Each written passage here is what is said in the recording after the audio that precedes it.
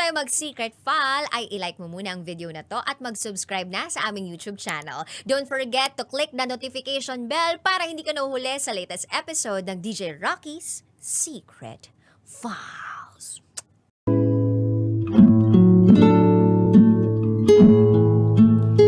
And now, it's time for DJ Rocky's Secret Files.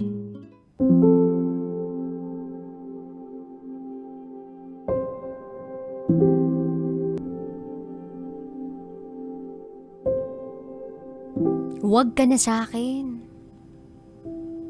Kasi masasaktan ka lang.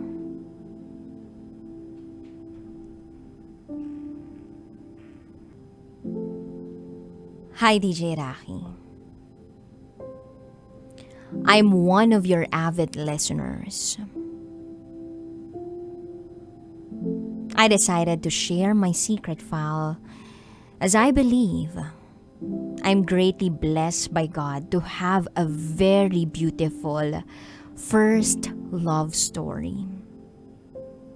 And I'd like to share the good things and learnings that I've been through when I met my first love. Medyo mahaba-haba itong kwentong to. But please bear with me. Itago niyo ako sa pangalang Ju. Short for July. I'm from Cebu. And this is my secret file.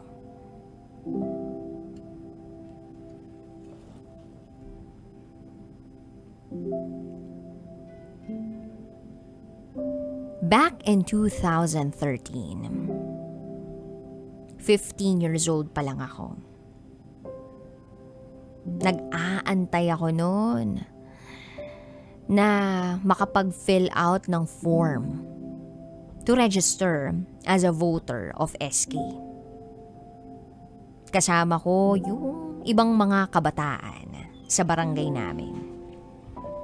I guess, alas 9 ng umaga yun o alas 10 ng umaga nung makarating kami sa Comelec office.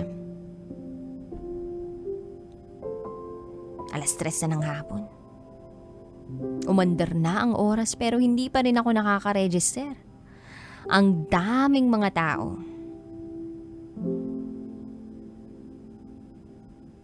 And then, merong vans and cars na pumarada dun sa establishment. Isa ron yung personal car ng SK chairman candidate. Itago natin siya sa pangalang August.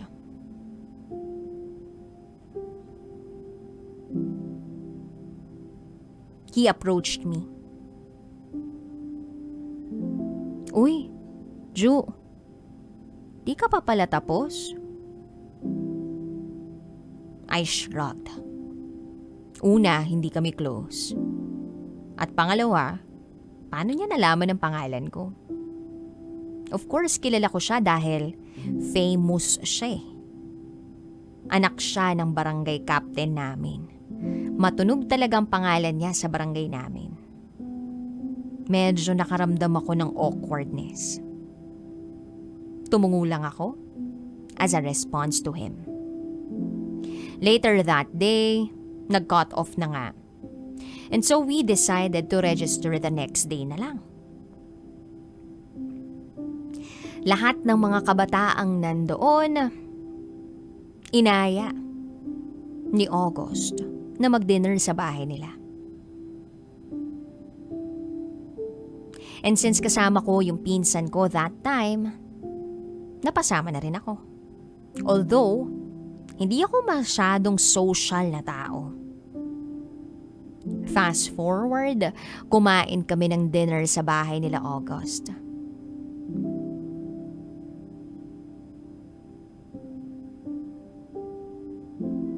Hanggang sa biglang nakarinig ako ng pambubuyo sa ibang mga kabataan na nandun. Parang tinutokso si August sa akin. Pero syempre, binaliwala ko lang. Baka tuksong bata lang.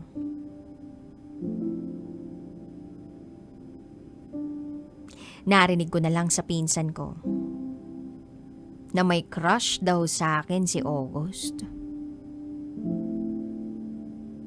OMG. Crush ako ni August. At dahil focus lang ako sa pag-aaral ko, hindi ko masyadong inintindi yun. Medyo naiinis o naaasar pa nga ako eh. Kasi, ano ba namang alam ko dyan sa crush na yan? So moving forward, election time. Kinuha akong watcher ng tito ko kasi partido sila ng papa ni August. Tumakbo as captain. Gabi na, nandun pa rin kami sa school, counting ng votes, nanalo. Yung papa ni August and of course si August. Masayang masaya sila. Tapos, sumigaw ba naman si August ng, sana manalo na rin ako kay Ju. Eh di naghihiyawan na naman ng mga tao. Umupo siya sa tabi ko. Tas first time ko siyang makita ng ganun kalapit. As in, ang lapit niya. Sinubukan niya pang hawakan yung kamay ko at sabing, huwag ka muna umuwi ha. May victory party pa tayo sa bahay ni auntie. Sama kita. Tas nag-smile siya. Hoy! Napaka-genuine ng smile niya. And at that moment, hinangaan ko siya. At para bang na-appreciate ko na siya. His smile is definitely the best smile I have ever seen. Nung hinawakan niya yung kamay ko, parang kinabahan ako ng sobra. Hindi ko alam kung bakit. Hindi ko makontrol. So nag-dinner kami sa bahay ng auntie niya na malapit lang naman sa school. Tapos hinawakan na naman niya yung kamay ko. Grabe na naman ang tibok ng puso ko. Hindi ko ma-explain bakit ganon. Eh hindi ko naman siya gusto. Galit nga ako sa kanya, diba? Tapos, pumunta siya sa may bahay sa kusina ng bahay ng auntie niya. Nahawak-hawak ang kamay ko. Tapos tinawag niya yung mga tito at tita niya. Sabi niya, Tito, tita, si Ju pala, future girlfriend ko. Yumuko siya, tas parang nangingiti na nahihiya. Ay, napayuko na lang din talaga ako. Nagbaw ako sa kanila. Naloka ako, na parang sinasabayan ko kung anong gusto niyang iparating, ewan ko ba? Then uwian time, hinatid niya ako. Kaming dalawa lang sa sasakyan. Ju, okay ka lang? Pasensya ka na kanina. Nadala lang siguro ako ng excitement nung nahawakan ko ang kamay mo. Hanggang nga ngayon, nanginginig pa rin ako. Sorry talaga. Sabi niya sa akin. Okay lang yun, salamat sa paghatid. Sagot ko naman sa kanya. Tapos bumaba na ako. Pakiramdam ko naiilang pa rin ako. Pero dun ko napagtanto na ang guwapo-guwapo niya. Days after, napapadalas na yung tawag namin sa isa't isa. Hanggang sa naging kami na.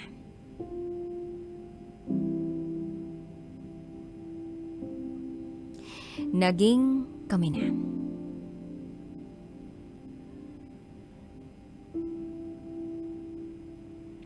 Pero DJ Rocky, akala ko magiging masaya ako pagkatapos nun. Pero natakot ako.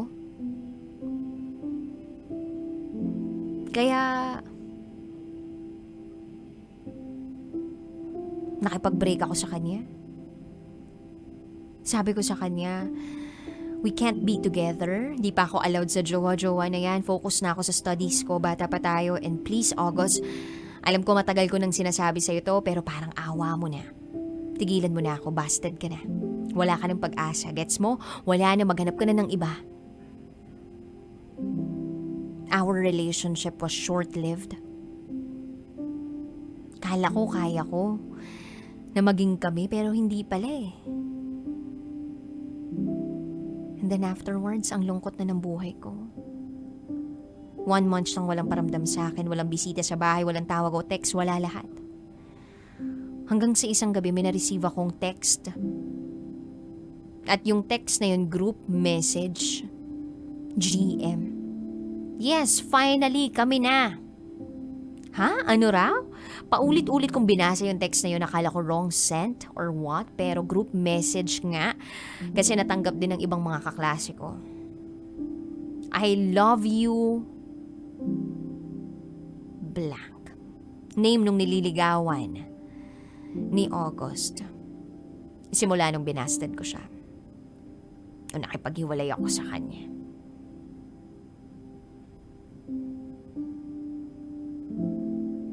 It's hard to admit that time na yun yung heartbreak ko or first heartbreak. Pero yun talaga eh. Literal na umiyak ako nung gabing yun. Sobrang humagulgul ako. Hindi ko alam.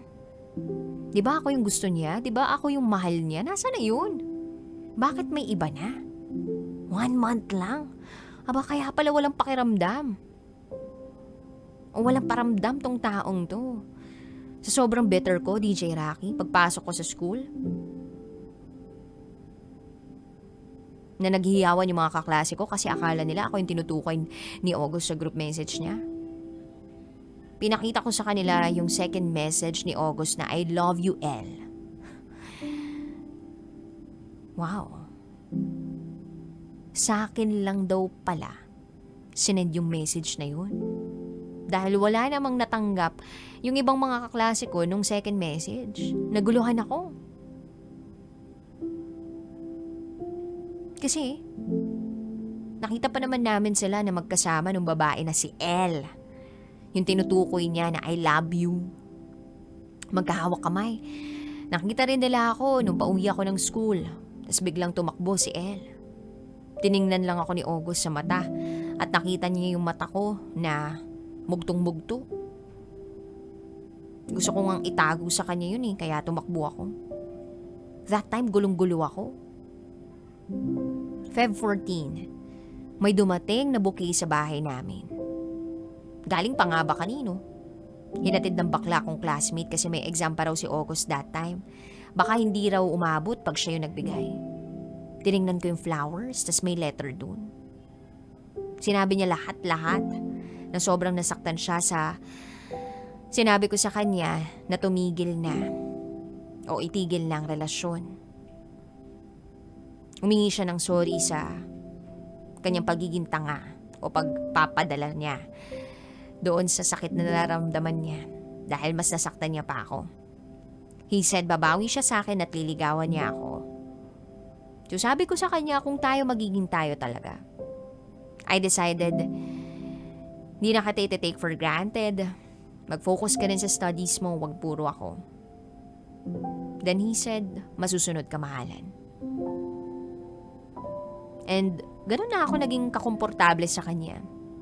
Nakukuha ko na mag-joke sa kanya. Until nag-college kami, kahit sobrang busy, nagte-text pa rin kami. Super consistent siya, kagaya ng pinangako niya. Si August, parang nakuha niya na kasi lahat eh.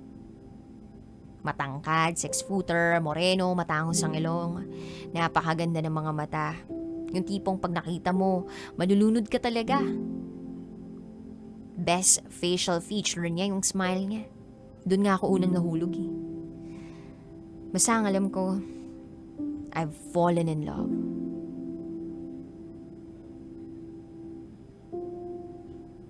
And then eventually, naging mag-boyfriend-girlfriend kami. Official. Everything was so perfect. Sobrang supportive ng family niya at ng family ko. He brought me to church para magsimba kami kada magkikita kami. O di kaya naman museum date.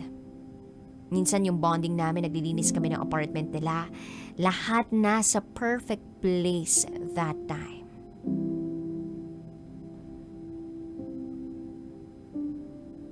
Sobrang panatag ko sa kanya.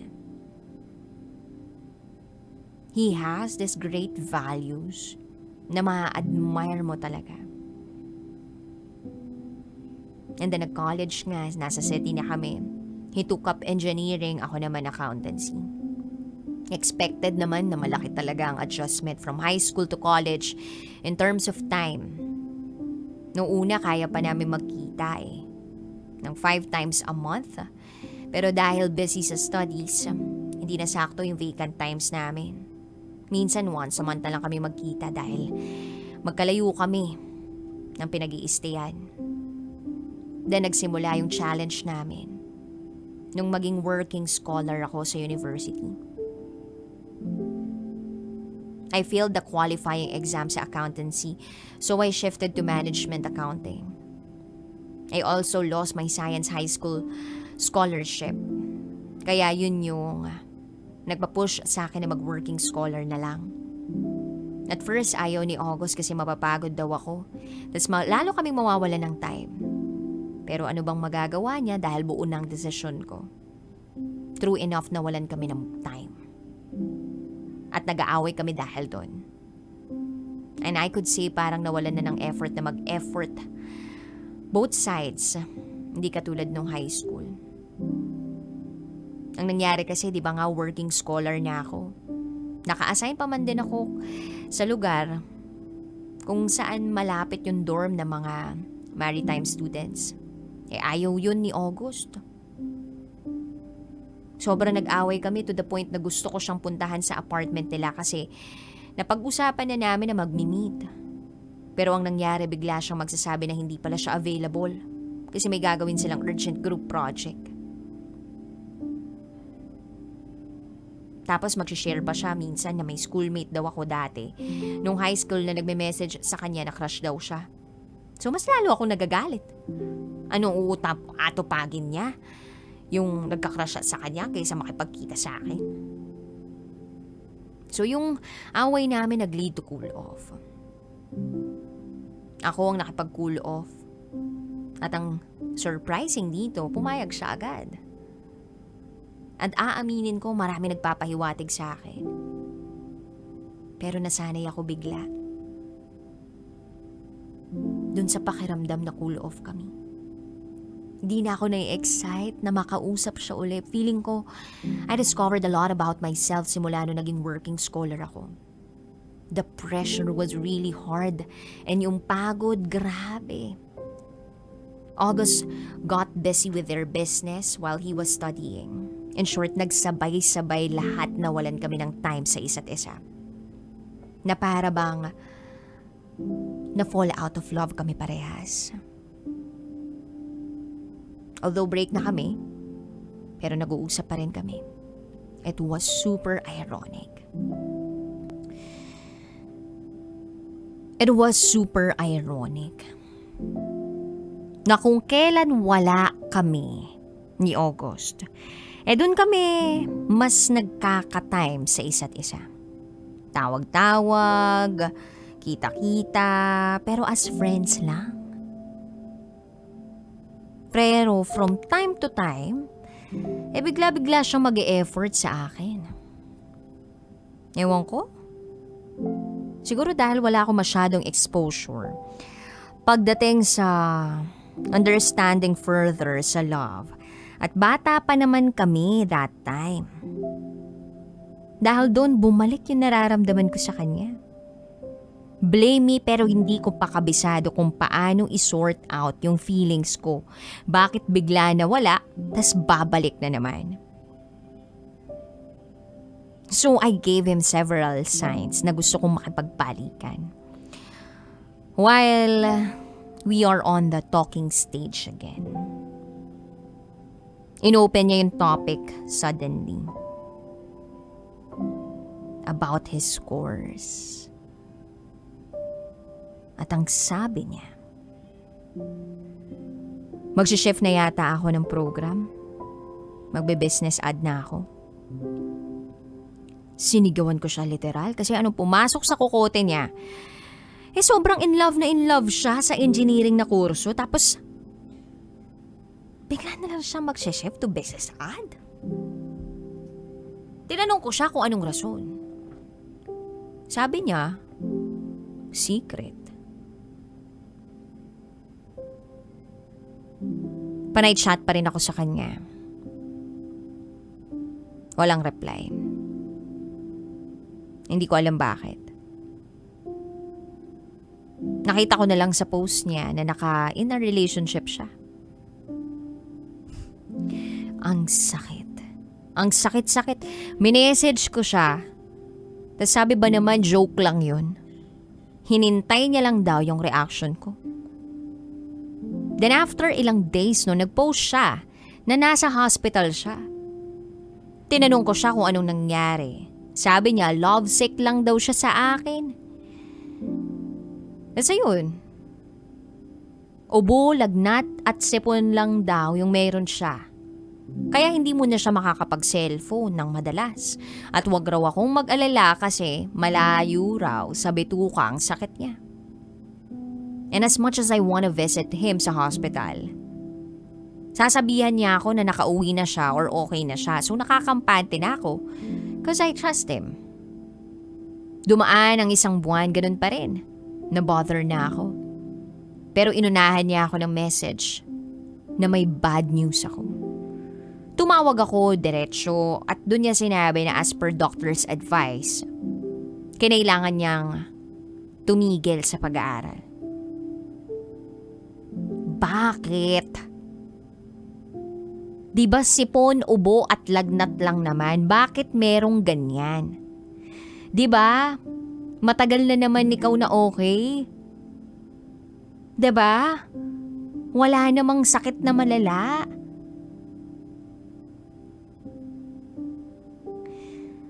Then he said na madi-discharge naman siya. Tapos after nun mag-usap na lang kami.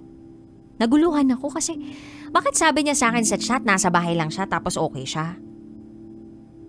Then dumaan ng ilang weeks, wala pa rin. Chat ako ng chat pero hindi siya nagre-reply ng eksplanasyon sa mga tanong ko. Mag-reply man siya pero super late na. Panay tanong ako ano bang nangyayari, sabihin mo naman kasi nag-aalala ako. Mahal pa rin kita, August, wag mo naman akong ganyanin. May iba ka na ba kaya cold ka sa akin? Nakauwi ka na ba ng bahay ninyo? Okay ka naman? Bakit ka ganyan? Cold ka? Alam mo, yung sinabi niya, DJ Rocky, Ju, mahal din kita pero please, wag na ako. Masasaktan lang kita.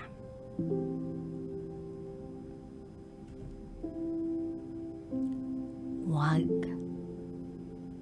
na raw siya dahil masasaktan lang ako.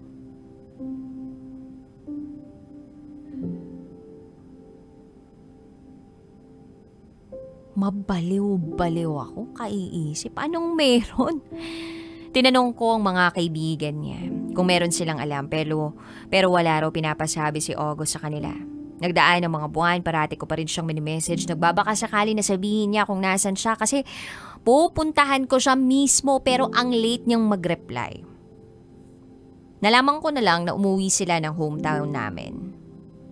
Pero palagi kong pinapaalam sa kanya na maghihintay ako sa kung kailan siya ready na sabihin sa akin kung ano ba talagang problema. Patuloy lang ako sa pag-aaral ko while working. Until kay mama ko nalaman ng isang balitang hinihiling ko na sana hindi totoo. Ang balitang hanggang ngayon, hindi pa rin ako makapaniwala. Sabi ni Mama sa text, Ju, 1 buwan na lang ang taning ni August, sabi ng doktor niya. Putang. Anong 1 buwan? Sabi niya sa akin na discharge na siya at okay na siya. Nagkaka-chat kami, sabi niya okay siya.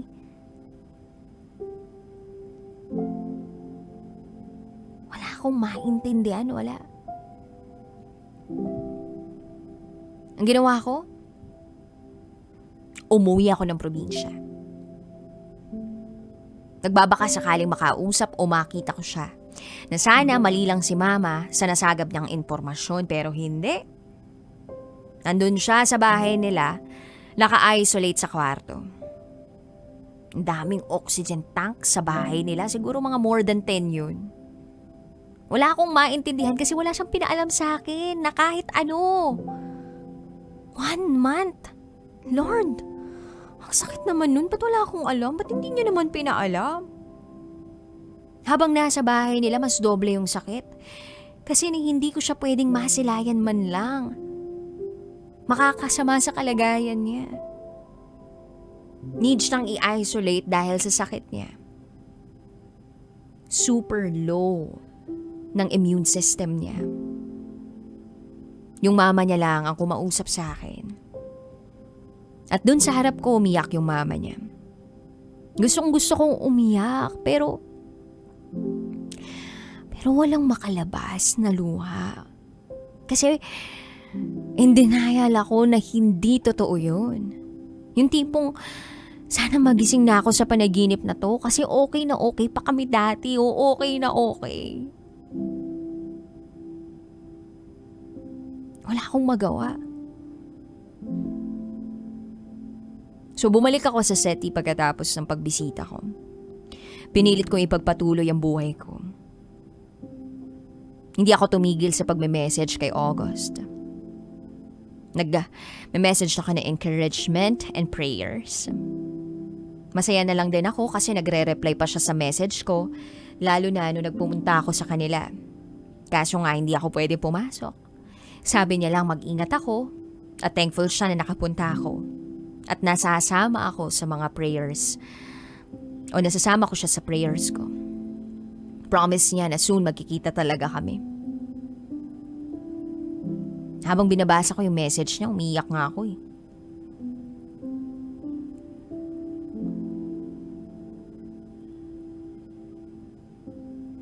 Sana makasama ko pa siya ng matagal.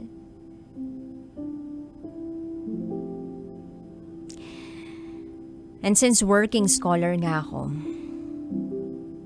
one morning, kumakain ako sa office. Biglang may nag-text sa akin. Sobrang excited ko noon kasi inisip ko baka nag-reply na si August. Pagka-open ko ng text, si Mama yung nag-message pala. Ju, wala na si August. DJ Rocky, alam mo yung feeling na siguro mga 30 minutes lang ako nakatingin sa message ni Mama. Yung walang lumalabas na luha o kahit ano. Yung hindi ako makapagsalita agad. Yung tinitingnan ko lang yung cellphone ko. Tapos tumayo ako, pumunta ng banyo. Tiningnan ko yung sarili ko sa salamin. Okay naman yung mukha ko. Sinampal ko pa nga yung pisngi ko kasi baka panaginip lang to o ano ba . Nagpabalik-balik ako sa cubicle at sa harap ng salamin ng banyo pero wala talaga . Walang lumalabas na kahit anong luha. Nagawa ko pang i-assist yung mga estudyante sa office. At nung bandang hapon umattend pa ako dun sa 2 subjects ko na parang wala lang, normal na normal. Hanggang sa tapos na yung klase ko, tumawag si Mama. Nagtatanong kung anong oras ako uuwi. Kahit anong takas ko pala sa katotohanan, nahabulin pa rin pala ako, no? Totoo pala talaga na wala na si August. Pagkatapos ng tawag ni Mama, wala pa ring luhang lumalabas. Nagawa ko pang umuwi sa apartment. Yung mga kasama ko roon, na kapatid at kamag-anak, nagtutulakan paano ako i-approach pero hindi ako nagsasalita. Hanggang sinayaan na lang muna nila ako mag-isa. Nung gabing yun, nilabas ko lahat ng sakit at pagsisisi. Lahat-lahat ng pagkukulang ko.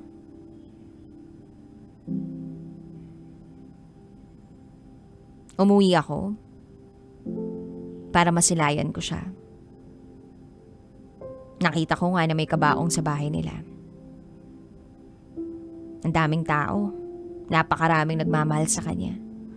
Mahal na mahal siya ng mga tao. Alam kong tinitingnan nila ako. Alam ko pero wala akong pake kasi nagdarasal ako na sana walang laman yung kabaong na yun. Na sana bigla may lalapit sa akin at oferan ako ng pagkain o upuan. O mangulit sa akin na sasabihin it's a prank.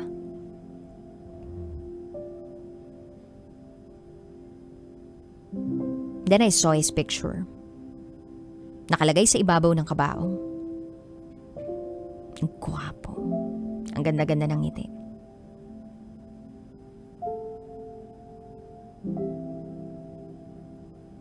At doon na lumabas sa mga luha sa mga mata ko.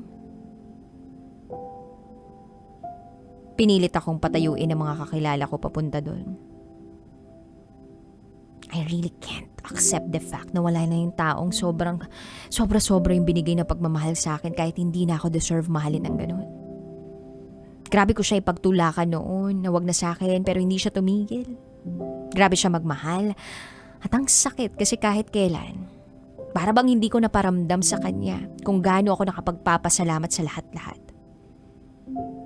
Nakita ko siyang nakahiga, sobrang peaceful na mukha niya na parang wala siyang pake na iniwan niya ako nang walang pasabi. Napaka-unfair. Napaka-unfair. Hindi ko man lang naibigay lahat ng pwede kong ibigay na pagmamahal sa kanya. Kulang na kulang pa. Then all of a sudden, biglang nagkwento yung kuya niya sa loob. Kung gaano kabaliw daw yung kapatid niya sa akin. Na lagi raw nangihingi ng advice. Paano raw manligaw ng babaeng masungit, paano raw sumuyo sa akin, kung ano raw ang favorite chocolates o flowers sa mga babae, kung tama ba ang spelling niya sa mga love letters na isinusulat niya para hindi raw ako ma-turn on. He said, "My brother died na ikaw lang ang minahal." And yes, I admit, siguro na naghiwalay kayo, nagtry siyang maganap ng iba. Kasi sobra-sobra siyang nasaktan nung hiniwalayan mo. Pero makikita ko na lang siya sa kwarto niya. Nakatulog na pero may hawak pang ballpen. At isinusulat ang pangalan mo sa notebook niya. In fact, may ginawa siyang letter na nakasave sa laptop niya at para sa iyo. Mahal na mahal ka ni August Ju.